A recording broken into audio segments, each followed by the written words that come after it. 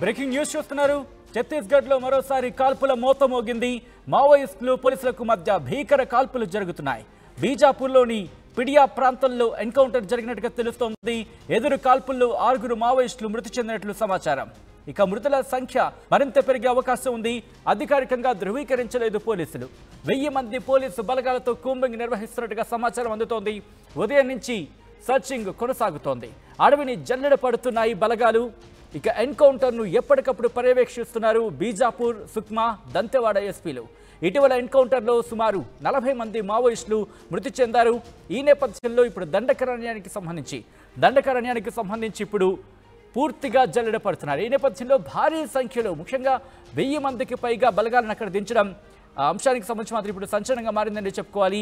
Breaking news చూస్తున్నారు. ఛత్తీస్గఢ్కి సంబంధించి ఛత్తీస్గఢ్లో మళ్ళీ కాల్పుల మోత మోగింది. ఇక ఛత్తీస్గఢ్లో మరోసారి కాల్పుల మోత మోగింది. మావోయిస్టులు పోలీసులకు మధ్య భీకర కాల్పులు జరుగుతున్నాయి. బీజాపూర్లోని పిడియా ప్రాంతంలో ఎన్కౌంటర్ చోటు చేసుకుంది. ఎదురు కాల్పుల్లో 6 మావోయిస్టులు మృతి చెందినట్టుగా తెలుస్తోంది. మృతుల సంఖ్య మరింత పెరిగే అవకాశం కూడా ఉందనే మాట వినిపిస్తోంది. అప్డేట్స్ తెలుసుకుందాం. మా ప్రతినిధి రవి నాయక్ అప్డేట్స్ అందించేందుకు లైవ్లో జాయిన్ అవుతున్నారు. రవి నాయక్, ప్రస్తుతం ఛత్తీస్గఢ్లో ఎటువంటి పరిస్థితి ఉంది? ముఖ్యంగా 1000 మందికి పైగా బలగాలు దించడం అంటే అర్థం ఏంటి? అంటే ఎన్కౌంటర్కి సంబంధించి భీకర స్థాయిలో జరుగుతోందా? అట్ ద సేమ్ టైం ఇక్కడ మావోయిస్ట్ నుంచి కూడా ప్రతిఘటన తీవ్ర స్థాయిలో ఉందా?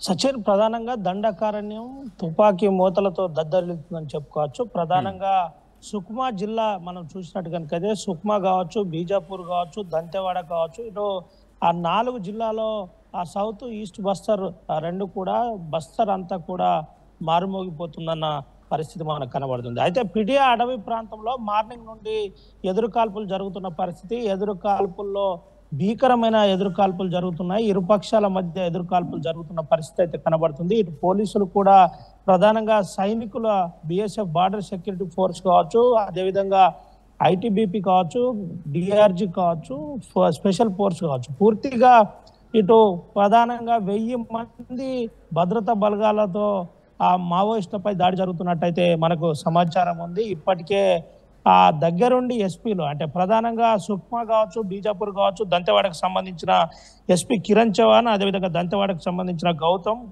ప్రధానంగా దీనిపై జితేందర్ మాట్లాడి ప్రధానంగా టాప్ మావోయిస్టులే ఆ టార్గెట్ గా పూర్తిగా సెర్చ్ జరుగుతున్న పరిస్థితి అయితే కనబడుతుంది. నాన్ స్టాప్ గా ఎదురు కాల్పులు జరుగుతున్న పరిస్థితి కనబడుతుంది. ఎదురు కాల్పుల్లో ఇప్పటికే 6 మావోయిస్టులు చనిపోయినట్టుగా అయితే ప్రాథమికంగా సమాచారం అందుతుంది. ప్రధానంగా ఇప్పటి వరకు పూర్తిగా ఎవరు నిర్ధారించలేకపోయారు, పోలీసులు కూడా నిర్ధారించలేని పరిస్థితి. ఎందుకంటే ఇంకా భీకరంగా ఎన్కౌంటర్ జరుగుతున్న పరిస్థితి అయితే మనకు తెలిసింది. గ్రౌండ్ లెవెల్లో పూర్తిగా బస్తర్ ప్రాంతం అంతా తుపాకీ మూతలతో దద్దరిల్లుతుందని చెప్పుకునే పరిస్థితి. అయితే 1000 మంది ప్రధానంగా 1000 మంది భద్రతా బలగాలపై ఆ మావోయిస్టులు కూడా ఫైరింగ్ చేస్తున్నారంటే ఏ దశలో ఫైరింగ్ జరుగుతుందో మనము ఎక్స్పెక్ట్ కూడా చేయలేని పరిస్థితి ఏర్పడింది. మార్నింగ్ నుంచి ఇరుపక్షాల మధ్య భీకరమైన యుద్ధమే జరుగుతుందని చెప్పుకోవచ్చు. అయితే అటు మావోయిస్టులు కూడా ఇటు పోలీసులకు సరిపడా పూర్తి స్థాయిలో ఫైరింగ్ చేస్తున్నట్టు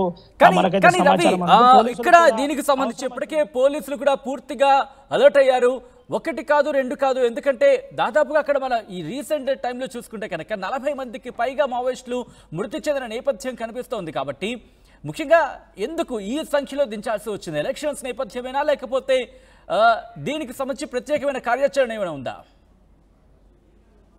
సచిన్, ప్రధానంగా మావోయిస్టు పార్టీని పూర్తిగా తృణప్రాయంగా తీసిపడేద్దామనే కాన్సెప్ట్ తో కేంద్ర ప్రభుత్వం ఉన్న విషయం తెలిసిందే. ఇప్పటికే కేంద్ర హోంశాఖ మంత్రి ఏ స్పీచ్ లో చూసినా తీవ్రవాదంతో పాటు మావోయిస్టు పార్టీని కూడా ఉక్కుపాదంతో అణచివేస్తాం, మావోయిస్టు రహిత ఆ దేశానికి చేయడమే మా ప్రధాన కర్తవ్యం అని ఏ స్పీచ్లో అయినా చూసిన పరిస్థితి. అయితే ఇదే తరుణంలో ఇదే ప్లాన్ పర్ఫెక్ట్ గా ఆపరేషన్ కాగర్ పేరుతో పూర్తిగా వరుస ఎన్కౌంటర్లు జరుగుతున్నాయని చెప్పుకోవచ్చు. ఇప్పటికే వరుస ఎన్కౌంటర్లో 95 మంది నక్సలైట్లు ప్రధానంగా హతమయ్యారని చెప్పుకోవచ్చు. అయితే దీంట్లో భాగంగానే ఇటీవల కాలంలో ఒక ఎన్కౌంటర్లో 29 మంది కావచ్చు, మరో ఎన్కౌంటర్లో 10 మంది కావచ్చు, ఇట్లా వరుస ఎన్కౌంటర్ల ద్వారా పూర్తిగా చనిపోతున్న విషయం తెలిసిందే. ఆర్టీవీ కూడా ఎక్స్క్లూజివ్ గా చెబుతున్న పరిస్థితి, సమాచారం ఇస్తున్న పరిస్థితి, ప్రజాహితం చేస్తున్న పరిస్థితి. అయితే దీని అంతటికి గాను మళ్ళీ ఆ యాజ్ వేలో 210 బెటాలియన్ ఏదైతే ఆ బార్డర్ సెక్యూరిటీ ఫోర్స్ బెటాలియన్ ఉన్నదో 1000 మంది ఫోర్స్తో ప్రధానంగా ఆ భీకర కాల్పులు జరుగుతున్నట్టు, ఇరుపక్షాల మధ్య కాల్పులు జరుగుతున్నట్టు మనకైతే తెలిసింది. బిఎస్ఎఫ్ కావచ్చు, డిఆర్జీ కావచ్చు, ఐటీబీపీ కావచ్చు, ప్రధానంగా రిజర్వ్ ఫోర్స్తో పూర్తిగా ఆ 3 జిల్లాలకు సంబంధించిన ప్రధాన అధికారుల ఆధ్వర్యంలో ఈ ఫైరింగ్ జరుగుతున్నట్టు, పక్కా వ్యూహాత్మకంగా పూర్తిగా ఫైరింగ్ జరుగుతున్నట్టు మనకైతే సమాచారం ఉంది. ఇప్పటికే ఎస్పీలు కావచ్చు, సురేందర్ ఐజీ కావచ్చు పూర్తి స్థాయిలో పర్యవేక్షిస్తున్న పరిస్థితి కనబడుతుంది. అయితే ప్రాథమిక అంచనా ప్రకారం ఇప్పటికే 6 మావోయిస్టులు మృతి చెందారని, ఎన్కౌంటర్లో చనిపోయారని తెలుస్తున్న పరిస్థితి కనబడుతుంది. ఇంకా ఎన్కౌంటర్లో చనిపోయిన వారి సంఖ్య పెరిగే అవకాశం ఉందని చెబుతున్నారు. అయితే ఇంకా భీకరమైన ఎదురుకాల్పులు జరుగుతూనే ఉన్నాయని చెబుతున్న పరిస్థితి అయితే కనబడుతుంది. బీజాపూర్ కావచ్చు, కుస్మా కావచ్చు, దంతెవాడ కావచ్చు, ఇటు మహారాష్ట్రలోని ఛత్తీస్గఢ్ కావచ్చు, ఇదంతా కూడా బార్డర్ ప్రాంతంగా ఉంటుంది, దండకారణ్యం డెన్నుగా ఉంటారు. అయితే జంతన్ సర్కార్ నడుస్తున్న తరుణంలోనే జంతన్ సర్కార్ పూర్తిగా ఈ ప్రాంతంలో నడుపుతున్నారు. సమాంతర ప్రభుత్వానికి అనుగుణంగా మావోయిస్టు పార్టీ జంతన్ సర్కార్ నడుపుతున్నారు కాబట్టి సమాంతర ప్రభుత్వం ఆదివాసుల ఆ దగ్గర నుంచి ఎట్టి పరిస్థితుల్లో ఆదివాసికి, అడవికి, నక్సలైట్లకు ఖచ్చితంగా ఎటువంటి ఈ నక్సలైట్లకు సంబంధించిన అంశమే లేకుండా చేయాలన్నదే కేంద్ర ప్రభుత్వం చాలా సీరియస్గా తీసుకుంది. అందుకోసమే ఆపరేషన్ కాగర్ పేరుతో పూర్తిగా ముందుకు పోతున్న పరిస్థితి అయితే కనబడుతుంది. అయితే వ్యూహాత్మకంగా ఇటు ప్రధానంగా సాంకేతిక పరిజ్ఞానం ద్వారా కూడా మావోయిస్టుల ఆచూకీ తెలుసుకునే ప్రయత్నం చేస్తున్నారు.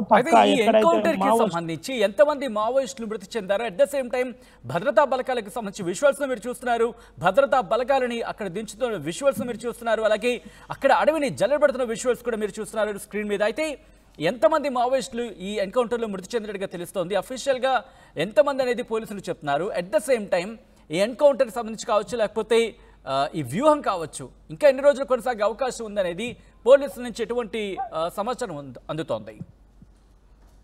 సచిన్, ప్రధానంగా మావోయిస్టులు ఎందరు చనిపోయారనేది అధికారికంగా నిర్ధారణ అయితే జరగలేదు, కానీ ఒక అంచనాకైతే వచ్చారు. ఇప్పటికీ ఒక 6 మావోయిస్టులు ఈ ఫైరింగ్ లో హతమయ్యారని చెబుతున్న పరిస్థితి కనబడుతుంది. అయితే ఈ ఫైరింగ్ ఇంకా కొనసాగుతుంది కాబట్టి సెర్చ్ ఆపరేషన్ చేయడానికి కూడా అవకాశం లేదు. ఇంకా పోలీస్ పార్టీలు కావచ్చు, ప్రధానంగా బెటాలియన్లు కావచ్చు, అదేవిధంగా డిఆర్జీ కావచ్చు, బిఎస్ఎఫ్ సెక్యూరిటీ ఫోర్స్ కావచ్చు, ఇంకా దించే పనిలో ఉన్నారు. అత్యాధునికమైన వాహనాలతో పాటు ఐటీబీపీ లాంటి ప్రధాన భద్రతా బలగాలతో పాటు ఇంకా ఇతరత్ర చాపర్ సాయం ఉంటే చాపర్లు కూడా ఆ చాపర్ సాయం ద్వారా కూడా పూర్తి స్థాయిలో మెరుపు దాడులు చేయడానికి అన్ని రకాలుగా ఇటు పోలీసులు అయితే సిద్ధమైన పరిస్థితి కనబడుతుంది. ప్రధానంగా జిల్లా ఎస్పీల ఆధ్వర్యంలో ఇది జరుగుతున్న పరిస్థితి. దీంట్లో ఇప్పటికే దగ్గరుండి సాంకేతిక పరిజ్ఞానం ద్వారా పూర్తిగా జిల్లా అధికారులు ఆపరేషన్ జరుగుతున్న విధానాన్ని పరిశీలిస్తున్నారు. ముఖ్యంగా ఫోర్సులు అంటే గతంలో అఫెన్స్ కనుక జరిగితే ఇరుపక్షాల మధ్య ఖచ్చితంగా పోలీసుకు ఎక్కువగా లాస్ జరిగే అవకాశం ఉండే. ఇప్పుడు అటువంటి పరిస్థితి లేకుండా పూర్తి స్థాయిలో జాగ్రత్త పడుతూ పోలీసులు కూడా ముందుకు పోతున్న పరిస్థితి అయితే కనబడుతుంది. మొత్తం మీద ఇటు మావోయిస్టులు కూడా ఆచితూచి అడిగేసే ప్రయత్నం చేస్తున్నారు. 1000 మంది బలగాలతో మావోయిస్టులు యుద్ధం చేస్తున్నారంటే పరిస్థితి ఏ విధంగా ఉందో మనం అంచనా కూడా వేయలేము. అయితే ప్రస్తుతానికి బస్తర్ అంతా కూడా అంటే దండకారణ్యం అంతా కూడా ఒక రకంగా ఆ తుపాకీ మూతలతో దద్దరిల్లుతుందని చెప్పుకోవచ్చు. ఇరు పక్షాల ఫైరింగ్ లో ఒక రకంగా ఆ పూర్తి స్థాయిలో తుపాకీ ఆ మూతలతో దద్దరిల్లుతుందని చెప్పక తప్పదు. ఇప్పటికే 6 మావోయిస్టులు హతమైనట్టు ప్రాథమికంగా అయితే ఆ పోలీసులు ఒప్పుకుంటున్న పరిస్థితి. మొత్తం మీద వరుస ఎన్కౌంటర్లతో ఛత్తీస్గఢ్ రాష్ట్రం ఒక రకంగా అతలాకుతలం అవుతుందని చెప్పక తప్పదు. Sachin, right Ravi, thanks for the update. మొత్తంగా అయితే మాత్రం ఛత్తీస్గఢ్లో మరోసారి కాల్పుల మోత మోగింది. మావోయిస్టులు పోలీసులకు మధ్య భీకర కాల్పులు చోటు చేసుకున్నాయి. బీజాపూర్లోని పిడియా ప్రాంతంలో ఎన్కౌంటర్ జరిగింది. ఎదురు కాల్పుల్లో 6 మావోయిస్టులు మృతి చెందినట్లుగా సమాచారం అందుతోంది. మృతుల సంఖ్య మరింత పెరిగే అవకాశం ఉంది. అధికారికంగా ధృవీకరించలేదు పోలీసులు. అయితే 1000 మందికి పైగా పోలీసు బలగాలు అక్కడ రంగంలోకి దిగినట్టుగా తెలుస్తోంది. కూంబింగ్ ఆపరేషన్ నిర్వహిస్తున్నట్టుగా సమాచారం అందుతోంది. అయితే ఉదయం నుంచి ఈ సర్చింగ్ ఆపరేషన్స్ కొనసాగుతున్నాయి. అడవిని జల్లెడ పడుతున్నాయి బలగాలు. ఎన్కౌంటర్ను ఎప్పటికప్పుడు పర్యవేక్షిస్తున్నారు బీజాపూర్, సుక్మా, దంతెవాడ ఎస్పీలు.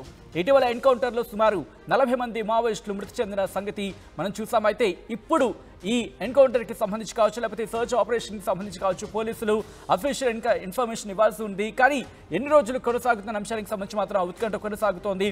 ఎందుకు ఇంత భారీ ఎత్తున పోలీసు బలగాలను మోహరించాలనే అంశానికి సంబంధించి మాత్రం ఉత్కంఠ కొనసాగుతోంది.